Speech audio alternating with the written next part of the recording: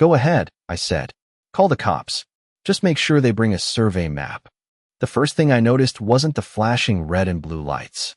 It was the smell of fresh asphalt warming under the Texas sun, mixing with freshly cut grass, and that expensive floral perfume Brenda Whitmore always seemed to wear whenever she wanted to remind everyone she was in charge.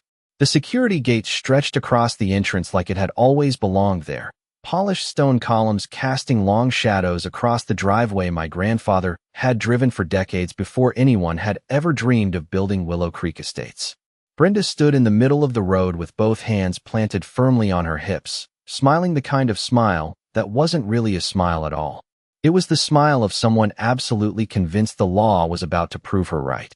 "He's trespassing," she shouted before the patrol cars had even rolled to a complete stop. "He's refusing to leave private HOA property." Neighbors appeared almost instantly. Garage doors opened. Lawn mowers fell silent. Coffee mugs rested on porch railings as people drifted toward the entrance, curious enough to interrupt their Saturday morning routines. I could hear gravel crunching beneath their shoes while someone whispered that they had never seen anyone stand up to Brenda before. She loved an audience. That was obvious. Every warning letter she'd ever mailed came with bold print and unnecessary drama. Every neighborhood meeting somehow became another opportunity for her to remind everyone that rules existed because people like her enforced them. She looked at me the same way she'd looked at every homeowner who had ever questioned her authority. Like I was another problem waiting to be fined into submission. "Last chance," she announced loudly enough for everyone nearby to hear. "Either you leave peacefully or these officers will remove you." I looked at the gate, then at the decorative stone monument displaying the HOA's polished bronze logo. Behind it sat the guard booth, flower beds trimmed with military precision, security cameras mounted on fresh cedar posts, and nearly 50 feet of carefully landscaped entrance that had supposedly become the pride of the entire subdivision. I recognized every inch of it, not because I admired it, because I'd walked this exact stretch of ground with my grandfather when I was 8 years old, carrying wooden survey stakes while he explained why property lines mattered even when nobody else paid attention to them. The oldest granite marker was still there, half hidden beneath ornamental shrubs someone had planted without realizing what they were covering. I hadn't forgotten. Apparently everyone else had. One of the officers stepped toward me with the calm expression of someone expecting another routine neighborhood dispute.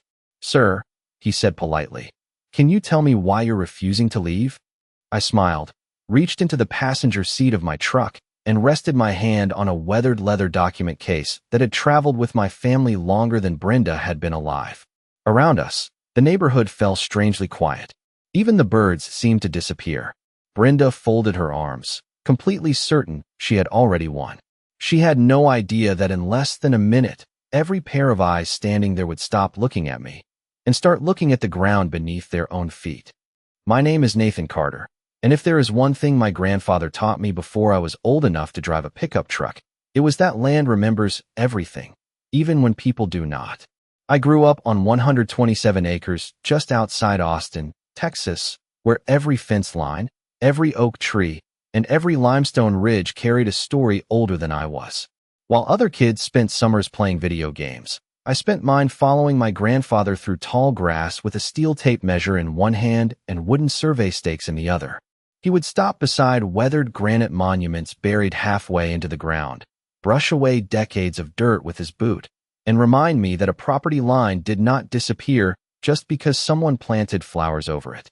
Those lessons sounded boring when I was 10 years old, but years later they became more valuable than anything I ever learned in college. After earning my license as a professional land surveyor, I spent nearly 15 years helping families settle boundary disputes, tracing forgotten easements, and reading century-old deeds that most people would have thrown away without a second thought. Every courthouse record, every faded plat map, every handwritten survey note told part of a much larger story. Most people saw empty land. I saw history hidden beneath the grass. My grandfather passed away 8 years before everything happened at that security gate, leaving the ranch to me exactly as he had promised. He did not leave behind piles of cash or luxury buildings. He left something far more important. He left clean paperwork. Every transfer had been recorded correctly. Every tax payment had been documented. Every survey had been updated. Inside that old leather document case resting on the passenger seat of my truck sat original deeds, certified plats, easement agreements, and survey records dating back almost 70 years.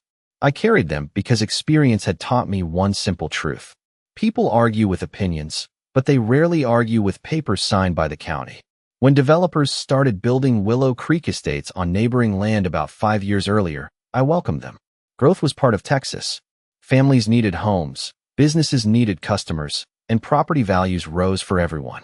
The construction crew stayed on their side of the boundary, and I stayed on mine. At least, that was how it started. Then the neighborhood grew larger. New roads appeared.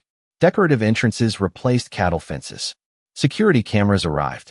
Brick monuments went up beside roads that had once been nothing more than dirt trails winding through cedar trees. I noticed small changes every few months, none of them serious enough to worry me. A flower bed edging a little farther than before. Fresh landscaping covering old survey markers. New lighting installed suspiciously close to the boundary line. Individually, each change looked harmless. Together, they formed a pattern that only someone trained to read land could recognize. Someone had stopped building around the property line and quietly started building across it. I documented everything with photographs, updated measurements, and dated notes, but I never confronted anyone. I wanted facts instead of arguments. I had learned that patience usually reveals far more than anger ever will. And I had a feeling someone in that neighborhood was eventually going to make a mistake large enough that no amount of confidence or expensive landscaping would be able to cover it. Brenda Whitmore did not become the president of Willow Creek Estates because she loved serving the community. She became president because she loved the feeling of being the final answer to every question. She drove a pearl white sport utility vehicle that always looked freshly detailed, wore perfectly pressed pastel jackets even during the hottest Texas afternoons, and carried a leather binder thicker than most family photo albums. Inside were violation notices, architectural guidelines, meeting agendas, and enough highlighted pages to convince anyone she knew every rule by heart. She walked through the neighborhood almost every evening with the confidence of someone inspecting her own kingdom. Most residents waved politely, not because they admired her, but because arguing with Brenda usually meant finding another warning letter taped to your front door the next morning. At first, she barely noticed me. My property sat outside the subdivision, separated by old live oaks and a winding gravel drive that had existed decades before the first brick home appeared. Then the development expanded. More families moved in. More houses filled the hillsides. The entrance became the neighborhood's pride, complete with stone monuments, decorative fencing, security cameras, and a staff guard booth. The homeowners applauded every improvement. They believed the entrance represented progress. I saw something different every time I drove past it. I saw survey markers disappearing beneath fresh mulch. I saw irrigation lines crossing an old boundary. I saw retaining walls inching farther onto my family's land one construction season at a time. The first letter from Brenda arrived by certified mail. It welcomed me to the community and politely explained that all nearby property owners benefited from the entrance improvements, security patrols, and common area maintenance. Enclosed was an invoice for annual association dues. I smiled when I read it because one sentence immediately stood out. It thanked me for being a valued member of Willow Creek Estates. I had never signed a membership agreement. I had never purchased property inside the subdivision. I simply filed the letter away. A month later, another envelope arrived. This one included a late fee. Then came a landscaping notice demanding I trim trees that stood entirely on my own property. After that came a warning about unauthorized vehicle access because my pickup truck had driven through what Brenda described as the community entrance. She was issuing violations for using a driveway that my grandfather had used since long before her neighborhood even existed. I answered none of them. Instead, every letter went into a labeled folder beside updated survey photographs and dated measurements. The pattern became impossible to ignore. Brenda was not checking where the actual property line existed. She was assuming that because the entrance looked like it belonged to the subdivision, it legally belonged to the subdivision. Appearance had become authority in her mind.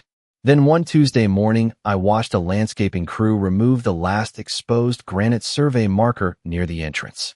They planted bright red flowers directly over it, completely unaware they had just buried the single most important piece of evidence on the entire property. I took one photograph from the driver's seat of my truck, wrote down the exact time, and quietly drove away. I did not stop the crew. I did not confront Brenda. Sometimes the strongest case is built by allowing someone to finish making their own mistake. The pressure started so gradually that anyone else would have called it coincidence. I knew better. Every Monday morning, another envelope appeared in my mailbox with the familiar Willow Creek Estates logo stamped across the corner. The paper smelled like fresh printer ink before I even opened it. One week, it was a notice claiming I had violated community parking standards by leaving my truck near the entrance for 15 minutes while checking a drainage culvert on my own property. The following week, it was a warning about unauthorized maintenance because I had replaced an aging fence post that stood entirely inside my boundary line.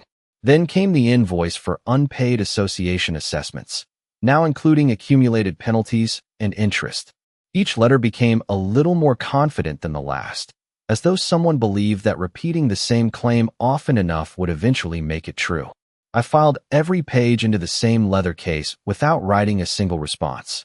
Silence frustrated Brenda far more than arguments ever could.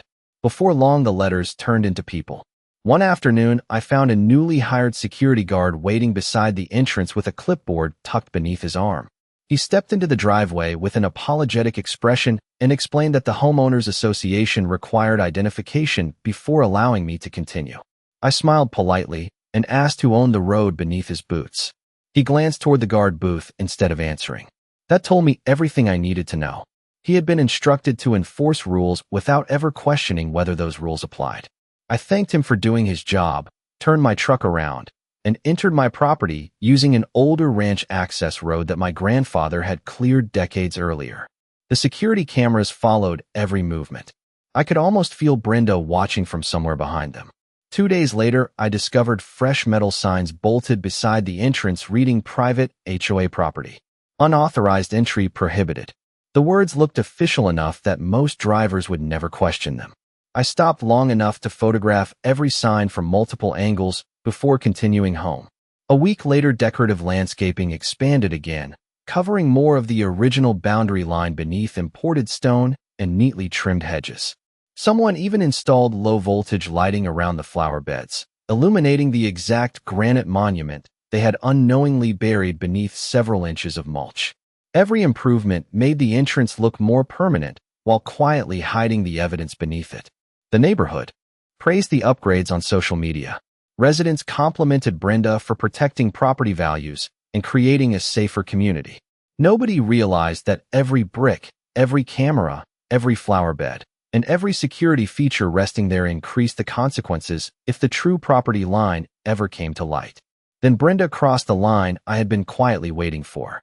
She sent me a certified notice declaring that because I had repeatedly ignored official association directives, my vehicle would no longer be permitted to enter through what she described as the community access gate.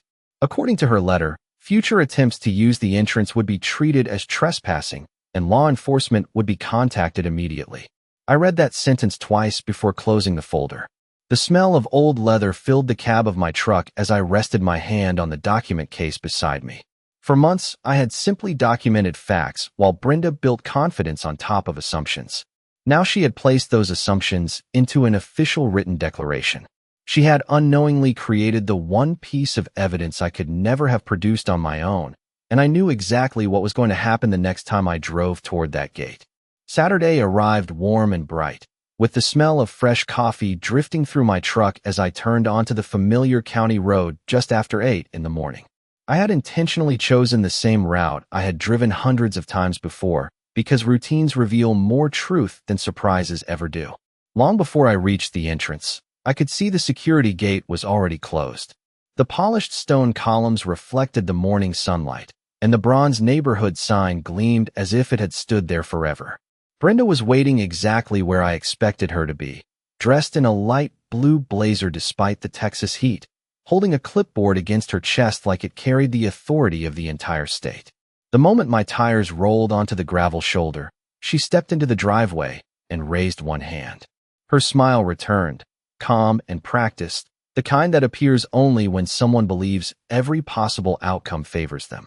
"You were warned," she said before I had even rolled down my window. This entrance is reserved for members of Willow Creek Estates. You have ignored repeated notices, and you are no longer permitted to enter.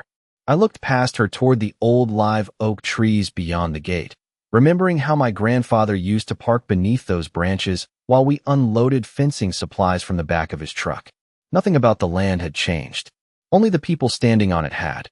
I answered as calmly as I could. I am not in your homeowners association. For a second, she simply stared at me, almost offended that I had not argued. Then she laughed loudly enough for nearby residents to hear. A few homeowners had already wandered over from the sidewalks, curious to watch another confrontation. The security guard shifted awkwardly beside the gate, clearly wishing he were somewhere else. Brenda pulled out her phone with dramatic confidence. "Perfect," she said. "Then you are admitting you have no legal right to be here." Before I could respond, she pressed the call button. I could hear her voice clearly as she reported that an individual was refusing to leave private property after repeated warnings. She spoke slowly, emphasizing every word as though reading from a prepared script. By the time she ended the call, several more neighbors had gathered around the entrance.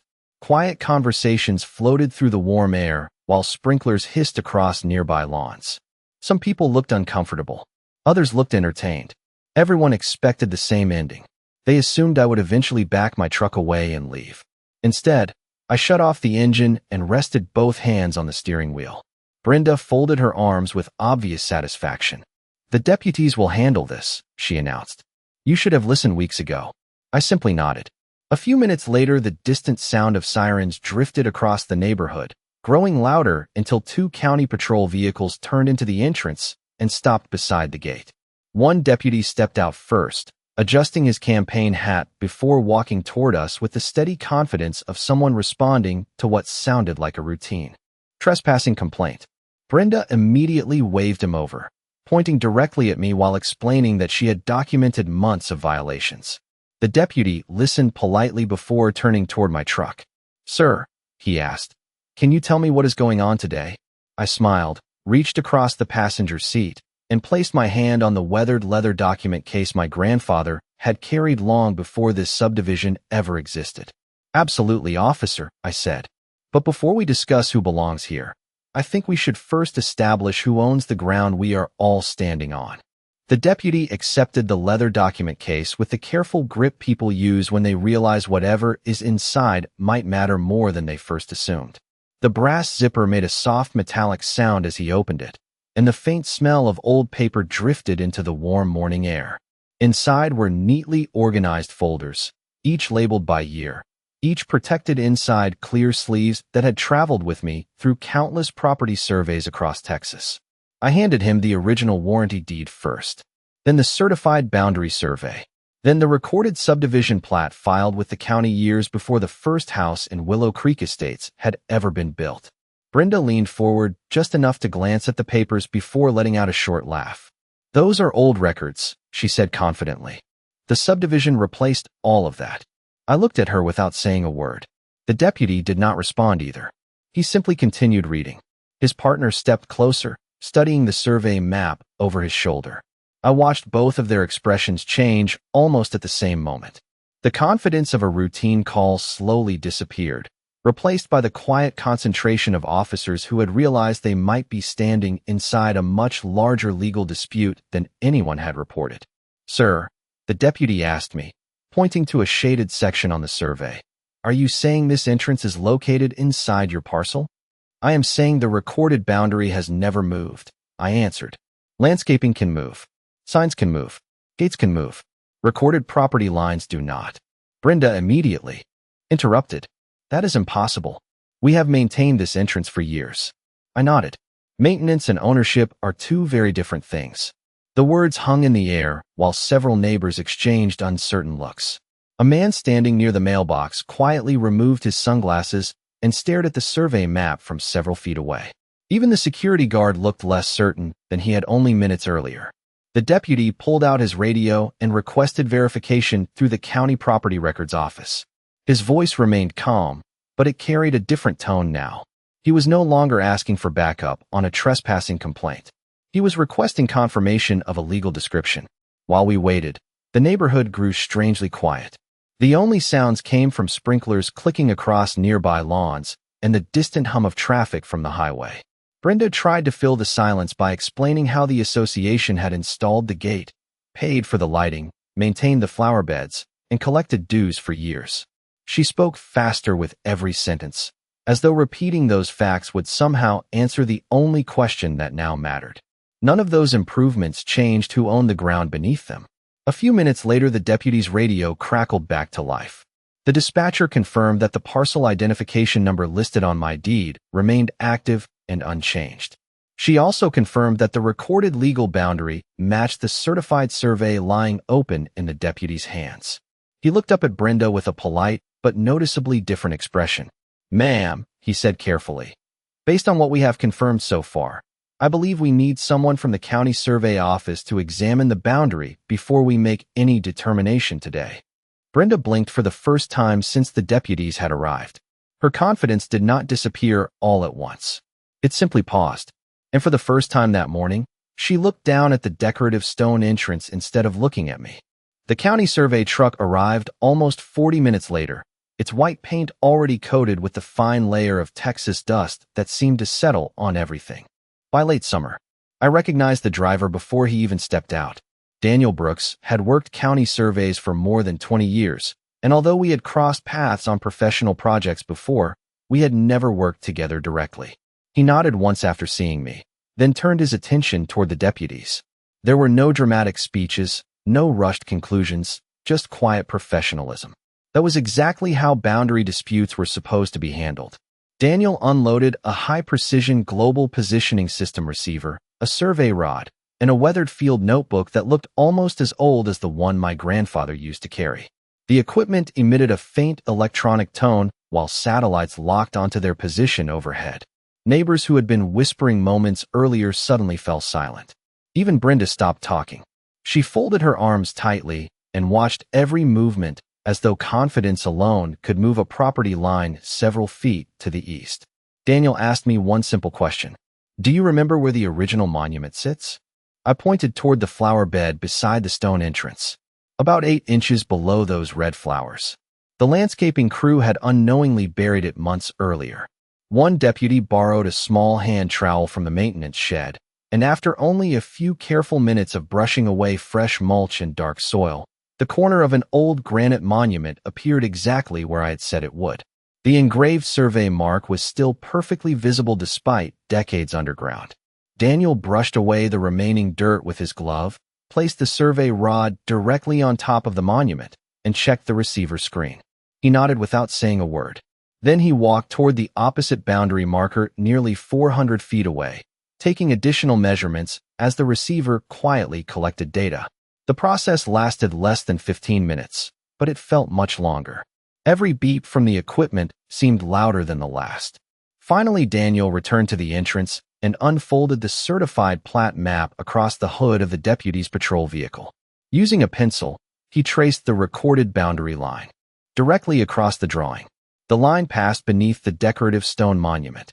It crossed through the security gate. It continued beneath the guard booth. It even cut across part of the freshly paved entrance driveway before reconnecting with the recorded easement farther inside the subdivision. Nobody spoke. The only sound came from a flag somewhere down the street, snapping gently in the afternoon breeze. One of the deputies slowly removed his sunglasses and looked from the map to the ground beneath his boots. Daniel broke the silence with the same calm voice he used during every professional survey. "The recorded county boundary is clear. These improvements extend onto Mr. Carter's parcel." Brenda stared at the drawing as though refusing to recognize the lines printed across it. "That cannot be right," she whispered. Daniel simply pointed toward the exposed granite monument still resting in the flower bed. "The monument matches the recorded coordinates. The deed matches the survey. The survey matches the county records. They all agree." I watched several homeowners glance toward the entrance with completely different expressions than they had worn that morning. The stone columns no longer looked like permanent symbols of authority. They looked like expensive structures resting in the wrong place. Months of assumptions had just been replaced by measurements, and measurements have a way of ending arguments that confidence never can. Nobody celebrated. Real property disputes rarely end with cheering or dramatic speeches. They end with silence, paperwork, and the slow realization that facts have finally caught up with assumptions. The deputy closed the document case and handed it back to me with a respectful nod before turning toward Brenda. His voice remained calm and professional. "Ma'am, this is a civil property matter, but based on the verified survey and county records, we cannot remove Mr. Carter from land that appears to be legally owned by him." Those words landed harder than any argument could have. Brenda looked around for someone to support her, but the crowd that had gathered earlier no longer looked at me with suspicion. They were looking at the entrance they had driven through every day without ever questioning where it actually stood. The security guard quietly unclipped the chain that blocked the driveway and stepped aside without being asked. He had simply been doing the job someone else assigned him, and I held no resentment toward him. My concern had never been with employees following instructions. It had always been with the people giving them. Over the next several weeks, the county planning office opened a formal review after receiving copies of the survey, the recorded deeds, and photographs documenting every improvement that had crossed the boundary line. Engineers inspected the entrance. Attorneys representing the association reviewed decades of property records. Their conclusions matched exactly what my grandfather had spent years preserving. The decorative stone monument, the electronic gate, portions of the security booth, sections of underground irrigation, landscape lighting, and part of the entrance roadway had all been constructed across my family's property without a recorded easement. The association faced a choice. They could remove every improvement at tremendous expense, or they could negotiate a legal agreement allowing those structures to remain. This time there were no threatening letters waiting in my mailbox. Instead, certified envelopes arrived with polite requests for meetings. The same board that had once demanded fines now requested permission. Their attorney acknowledged the survey findings and proposed a permanent easement with fair compensation, maintenance responsibilities, insurance protections, and clearly defined property boundaries that would be recorded with the county for future owners. That was all I had wanted from the beginning.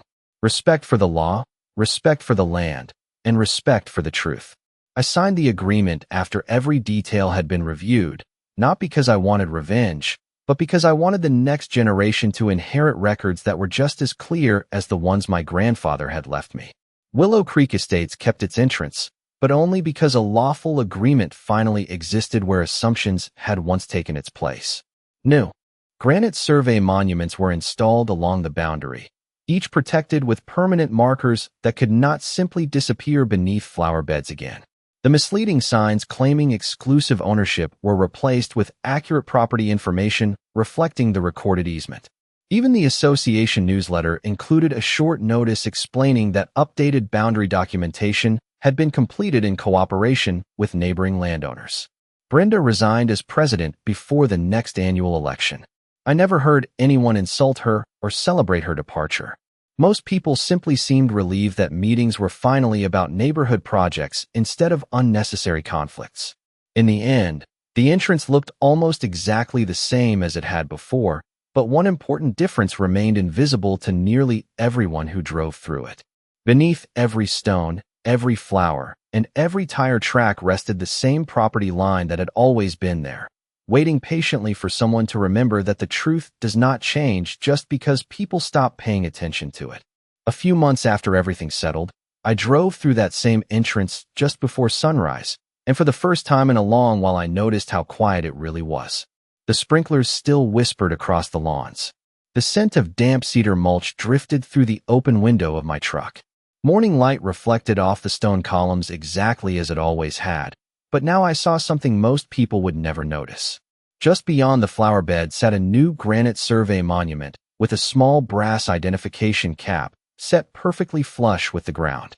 It was not hidden beneath decorative plants anymore. It stood exactly where it belonged, visible to anyone willing to look. I parked beneath the old live oak tree where my grandfather and I had once unloaded fence posts together. The bark had grown thicker over the years, but the shade felt exactly the same. I reached into the passenger seat and picked up the old leather document case one more time. The corners were worn smooth from decades of use, and the brass zipper carried tiny scratches from hands that had believed paperwork mattered because someday it would. My grandfather used to tell me that people often think ownership begins with confidence, but real ownership begins with responsibility. At the time, I thought he was simply talking about taking care of fences and paying property taxes on time. Now I understood he was talking about something much larger. Responsibility means protecting the truth even when nobody else realizes it needs protecting. Over the following year, I occasionally saw families walking along the entrance with children riding bicycles or neighbors chatting beside their mailboxes. They smiled, waved, and continued with their day. Most of them probably never knew how close the community had come to making an expensive mistake simply because nobody questioned an assumption. That was perfectly fine with me. They deserved a peaceful neighborhood far more than they deserved another argument. As for Brenda, our paths crossed only once after the easement was recorded. She was loading boxes into the back of her sport utility vehicle outside the clubhouse. We exchanged a brief nod. There was no bitterness in the moment, no speeches, and no attempt to revisit the past. Life has a way of moving forward once the truth has been acknowledged. I climbed back into my truck, shifted into drive, and rolled slowly across the entrance that had once been closed to me. Nobody stopped me. Nobody questioned why I belonged there. The gate opened quietly, not because someone granted me permission, but because permission had never been theirs to give in the first place. As I passed the granite monument, I smiled, remembering the afternoon my grandfather brushed dirt away from an older marker and told me that land never forgets where it begins and where it ends. People forget. Records gather dust. Flower beds grow over history. But the truth waits patiently beneath the surface until someone is willing to uncover it. Looking back, I never considered that day a victory over a homeowners association or over one determined president. I considered it a victory for preparation over assumption, for patience over pride, and for facts over appearances. The strongest lesson I carried away was not that owning land gives someone power. It was that understanding your rights gives you peace. Confidence built on authority alone can disappear in a single afternoon, but confidence built on truth can last for generations. Justice is not loud. It does not need to shout across a neighborhood entrance or arrive with dramatic speeches. Sometimes it quietly rests inside an old leather document case, waiting for the moment when the truth is finally asked to speak for itself.